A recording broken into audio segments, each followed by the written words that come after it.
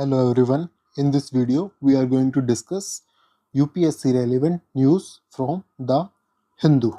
The Hindu. So let's start. First news is industrial output growth slows to 4%. India's industrial activity growth slowed to 4% in August, down from 6-month high of 4.3% in जुलाई. ठीक है कि India की industrial activity growth अगस्त में गिरकर सिर्फ 4% पर आ गई. जुलाई के 6 मंथ हाई 4.3 से नीचे. ये slow down mainly consumer durables, non durables, manufacturing और कैपिटल गुड सेक्टर में वीक परफॉर्मेंस के कारण हुआ. और माइनिंग और इलेक्ट्रिसिटी आउटपुट ने पॉजिटिव टर्न अराउंड दिखाया है, लेकिन एक्सपर्ट्स कह रहे हैं कि ये डाटा अभी तक यूएस टैरिफ और जीएसटी रिफॉर्म्स के एफर्ट्स को कैप्चर नहीं करता. Okay, the slowdown was attributed to weaker performance in consumer durables, non durables, manufacturing and capital goods sector. However, mining, primary goods and electricity output showed a positive turnaround. Experts note this data does not yet capture the effects of recent US tariff or GST reforms.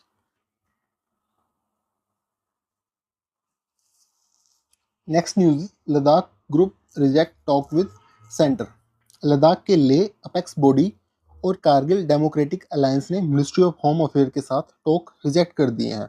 उन्होंने कहा कि सरकार ने उनके ऊपर baseless anti national allegations लगाए और judicial inquiry नहीं कराई, खासकर उन 4 प्रोटेस्टर की डेथ के मामले में.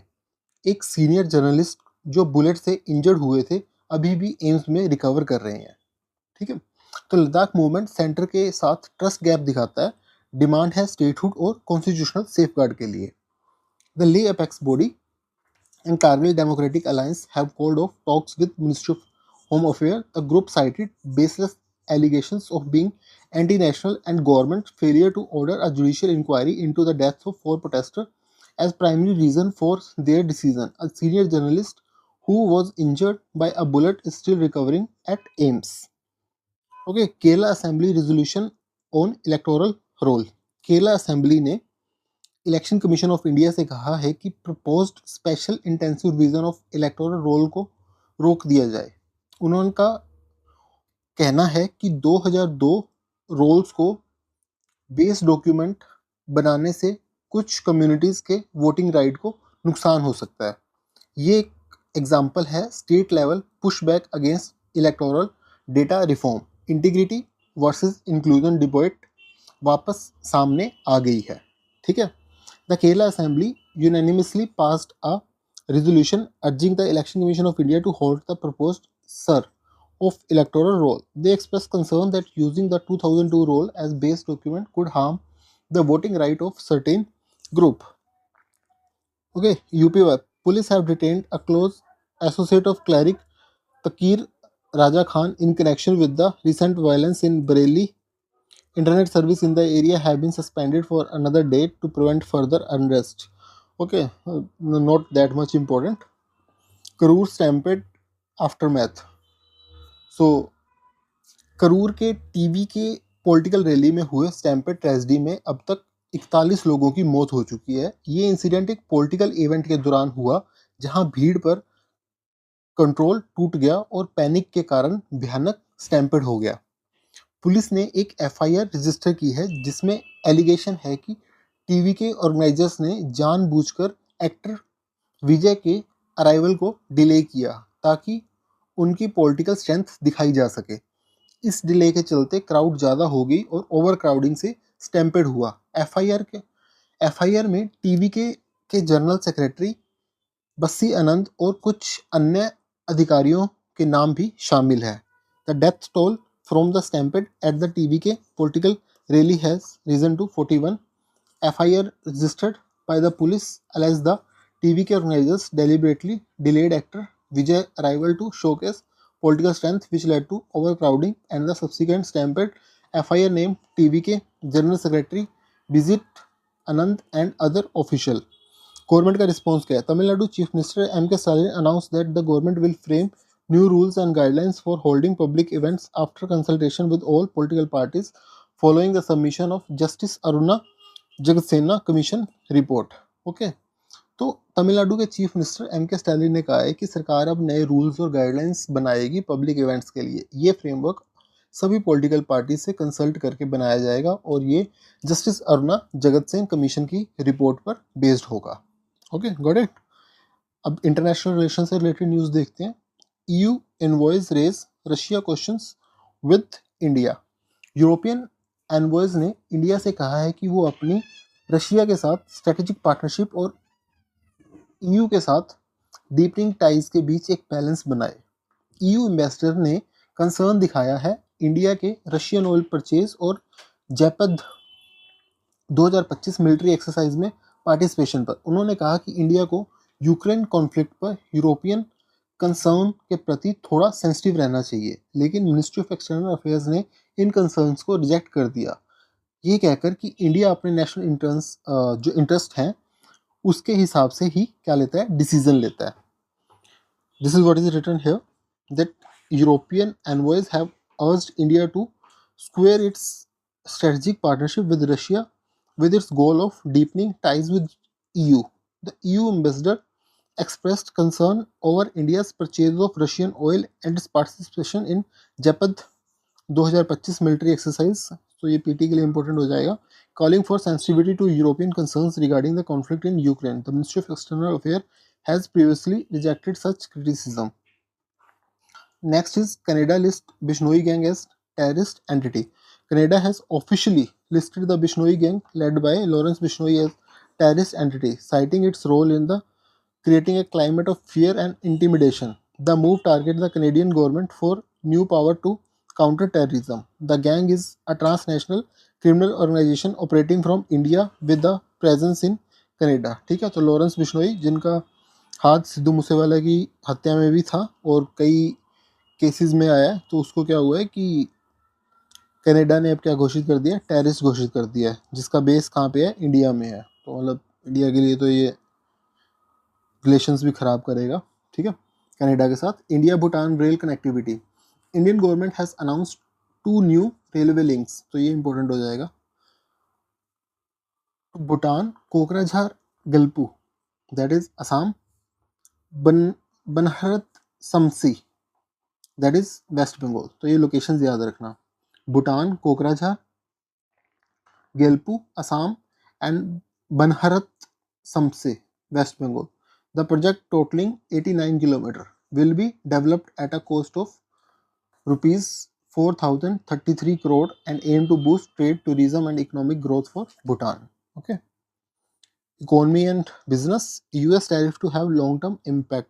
Official from the Union Commerce Ministry informed the Public Accounts Committee that the high tariff imposed by US ने इंडिया के ऊपर टैरिफ लगाए हैं, तो उसका पब्लिक अकाउंट कमेटी को यूनियन कॉमर्स मिनिस्ट्री ने कहा है कि इसका क्या होगा, लॉन्ग टर्म में काफ़ी ज़्यादा नेगेटिव इम्पैक्ट आएगा. ठीक है. On Indian trade, particularly on marine export like shrimp, India is working on market diversification including pursuing FTAs, free trade agreement with the IFTA bloc and US to counter the effect. Okay. And the next news is monetary policy committee में hold rates. RBI की जो monetary policy committee का meeting जो है वो Monday से शुरू हुआ है और एक्सपर्ट्स मान रहे हैं कि रेपो रेट पर स्टेटस क्यू बना रहेगा. एनालिस्ट कहते हैं कि रिसेंट GST कट्स और मॉडरेटिंग इन्फ्लेशन ने GDP ग्रोथ को सपोर्ट दिया है, इसलिए रेट्स होल्ड करने की संभावना ज़्यादा है. लेकिन कुछ इकोनॉमिस्ट अब ये भी कह रहे हैं कि रेट कट के लिए पुश कर रहे हैं. ठीक है. पॉलिसी डिलेमा, ग्रोथ को पुश करना या इन्फ्लेशन कंट्रोल में रखना RBI के लिए अभी भी एक फाइन बैलेंस के लिए एक गेम बना हुआ है RBI का. ठीक है. RBI's MPC which began its meeting on Monday is widely expected to maintain the status quo on the repo rate. Analysts believe that the positive impact of recent GST cut on GDP growth and moderating inflation will lead the panel to hold rate, but some economists are pushing for rate cut. Next is challenges in e-waste collection. Electronic manufacturing में government के push के बावजूद India अभी भी e-waste recycling gap से जूझ रहा है. इनफॉर्मल सेक्टर पार्ट्स रीयूज में डोमिनेट करता है, जिससे फॉर्मल रिसाइकलिंग एफर्ट्स सफ़र करते हैं। इशू जैसे paper trading with in EPR framework और इन्वेंट्री गैप्स सर्कुलर इकोनॉमी बनाने में रुकावट पैदा करते हैं। Despite a government push for electronics manufacturing, India faces significant gap in e-waste recycling. The informal sector dominance in repairing and harvesting parts from used goods frustrate formal recycling effort. Issues like paper trading within the extended producer responsibility framework and lack of proper inventorying further hamper the creation of circular economy for electronics. Okay. Tata Capital to launch IPO, non-banking financial product company Tata Capital is set to raise, ये क्या है, Tata capital NBFC है, क्या करेगी, IPO raise करेगी कितने का, 5,512 करोड़ का। द प्राइस बैंड लीव, ठीक है। Next is world news. White House release Gaza peace plan. United States ने 20 point Gaza peace plan launch किया है, जिसे प्रेसिडेंट ट्रंप ने इंट्रोड्यूस किया और जिसका support Israel PM Benjamin Netanyahu ने भी दिखाया है। इस प्लान में इमीडिएट सीज फायर, हमास का डिसआर्मामेंट और इजराइल फोर्सेस का फेज्ड विड्रॉल शामिल है। प्लान के अंडर एक इंटरनेशनल स्टेबलाइजेशन फोर्स डिप्लॉय करने और एक ट्रांजिशनल अथॉरिटी बनाने का भी क्या है, एक प्रपोजल है। White House release Gaza peace plan. The US has released 20-point peace plan for Gaza, which President Trump claims has the support of Israeli PM Benjamin Netanyahu. The plan calls for an immediate ceasefire followed by disarmament of Hamas and a withdrawal of Israel forces. Key elements include deploying an international stabilization forces and creating a transnational authority headed by Trump. Okay. Pressure mount on Germany over Israel's stance. Germany is facing increasing domestic and international pressure to reconsider its steadfast support for Israel as the EU discusses potential sanctions over Gaza conflict. Recent poll shows a majority of German public believe Israel military actions are unjustified, with many considering them to be genocides. Okay. Germany पर अब domestic और international pressure बढ़ता जा रहा है कि वो Israel के लिए अपनी अनकंडीशनल सपोर्ट को रिकंसिडर करे। ईयू अब गाजा कॉन्फ्लिक्ट पर सैंक्शंस जो लगे हैं उन पर डिस्कस कर रहा है, जबकि नए पोल्स दिखाते हैं कि मेजॉरिटी जर्मन पब्लिक इसराइल की मिलिट्री एक्शन को अनजस्टिफाइड और कुछ लोग इसे जेनोसाइड तक भी कह रहे हैं। ठीक है, this is what is written here. Nepal panel recommended travel ban for former PM. A judicial commission investigating the deadly Genji protest in Nepal has recommended withholding the passport of former Prime Minister KP Sharma Oli and other former top officials. The measure is intended to prevent them from traveling abroad as they may be summoned for questioning during the investigation. बस जो नेपाल में protest हुआ था, ठीक है, जब उसका inquiry चल रही है तो उसमें बोला गया है कि जो वहाँ के पीएम हैं और अदर मिनिस्टर्स हैं उनको क्या किया जाए, उनका जो ट्रैवल बैन लगाया जाए उनके ट्रैवल पे, क्योंकि उनको समन किया जा सकता है। ठीक है। China's communist party to hold key meeting in October. The central committee of the China's ruling communist party will convene from October 2023 to map out the country's social and economic goal for the next 5 years. Okay, not much important. Science and technology news. Gravitational wave detection on the moon. Scientist अब moon के जो surface है उस पर एक gravitational wave detector लगाने की planning कर रहे हैं, जिसका नाम है लेजर इंटरफेरोमीटर लूनार एंटीना, लीला। ओके, तो याद रखना लीला इंपॉर्टेंट है ये। मून एक परफेक्ट जगह है क्योंकि वहाँ सिस्मिक नॉइज बहुत कम होता है और एक नेचुरल वैक्यूम एनवायरनमेंट मिलता है। इससे साइंटिस्ट को सब hertz frequency gravitational waves detect करने में मदद मिलेगी, जो अर्थ पर नॉइस के चलते डिटेक्ट नहीं होती। ये प्रोजेक्ट अर्थ बेस्ड लीगो और स्पेस बेस्ड लीसा मिशन को कॉम्प्लीमेंट करेगा और ग्रेविटेशनल वेव्स एस्ट्रोनॉमी के एक नए युग की क्या करेगा, शुरुआत करेगा। तो याद रखना 3 चीजें इसके अंदर, लीला, लीगो एंड लीसा। ठीक है। Scientists are planning to install a gravitational wave detector called the Laser interferometer lunar antenna on the moon surface. The moon offer an ideal environment with low seismic noise and a natural vacuum, allowing for the detection of sub-Hertz frequency gravitational waves that are obscured on the Earth. This would open a new window in the gravitational wave spectrum, complementing Earth-based कौन सी है LIGO. So LIGO is Earth-based, okay, and LISA is space-based. तीनों किसके लिए हैं? Gravitational wave detection के लिए. Next is Wassenaar agreement and tech export. Wassenaar arrangement एक multilateral export control regime है जो कन्वेंशनल आर्म्स और ड्यूल यूज टेक्नोलॉजी के ट्रेड को रेगुलेट करता है. लेकिन अब प्रॉब्लम ये है कि इसका फ्रेमवर्क फिजिकल गुड्स के लिए बना था, जबकि आज के टाइम में चैलेंज है क्लाउड सर्विस और सॉफ्टवेयर एज सर्विस जैसे डिजिटल एक्सपोर्ट्स को रेगुलेट करना.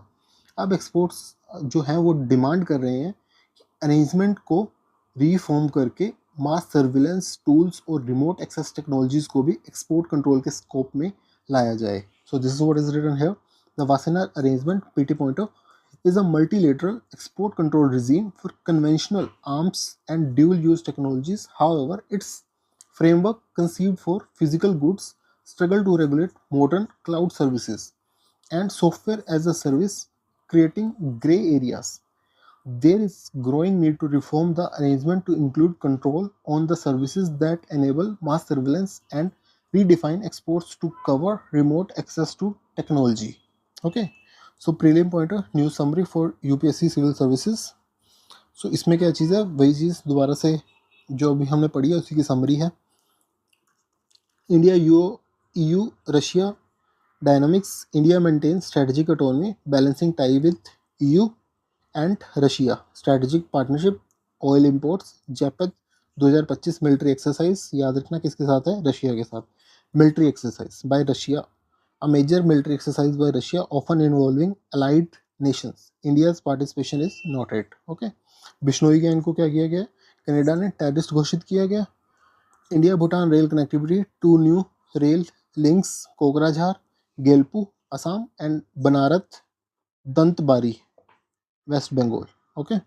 Gaza peace plan, US backed plan calls for immediate ceasefire, Hamas disarmament, Israel troop withdrawal, international stabilization forces, and a transition authority. German stance on Israel. Germany faces pressure regarding its support for Israel amid EU discussion on potential sanctions over the Gaza conflict.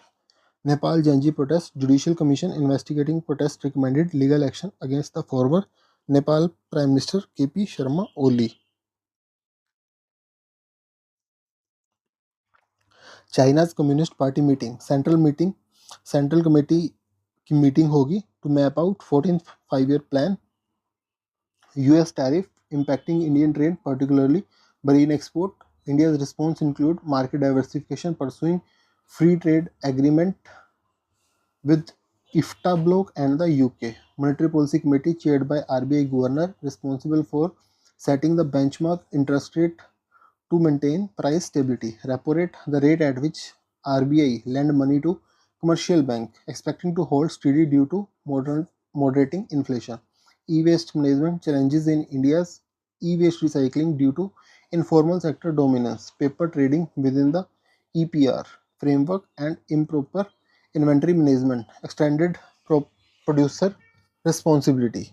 A policy approach where producer bear significant responsibility for their product post consumer waste. Tata Capital IPO, we have read it. Science and technology, gravitational wave detection, proposal for LILA, that is laser interferometer lunar antenna on the moon to detect sub-hertz frequency. क्या detect करने के लिए, sub-hertz frequency. Gravitational waves, this complement earth based observatory like LIGO and space based LISA. Moon environment ideal for gravitational wave detection due to low seismic noise and natural vacuum. Wassenaar arrangement, a multilateral export control regime for conventional arms and dual-use technologies. It faces challenges in regulating modern cloud services and software as service, requiring reforms to include control on mass surveillance technology and redefine exports for remote access. Environment and ecology, circular economy concept aimed at eliminating waste, and maintaining continuous resource use. In India, its implementation faces obstacles like informal practices and issues within the EPR. Okay, biodegradable polymers. Recent discovery of bacteria capable of producing more affordable and eco-friendly degradable polymers, offering an alternative to plastic derived from fossil fuels. Plastic pollution, a global issue addressed by innovations such as biodegradable plastic. Asia Cup final. Asia Cup won by India against Pakistan ended in partial finish.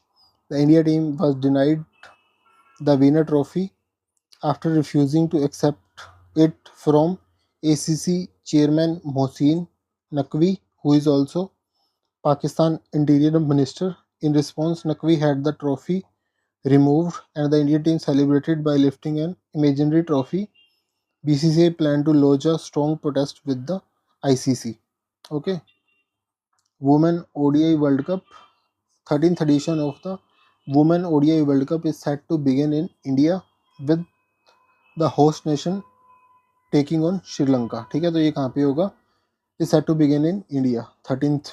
Okay, क्योंकि आजकल UPSC sports के भी question पूछने लग गया. ठीक है. India shines at World Para Athletics. Rinku Singh won the gold medal in man javelin throw. Okay, throw in F46 category with new championship record of 66.37 meter. Sundar Singh Gurjar secured the silver with the throw of 64.36 meter, making it a 1-2 finish for India. First and second finish for India. So this was all about this news. Thanks for watching.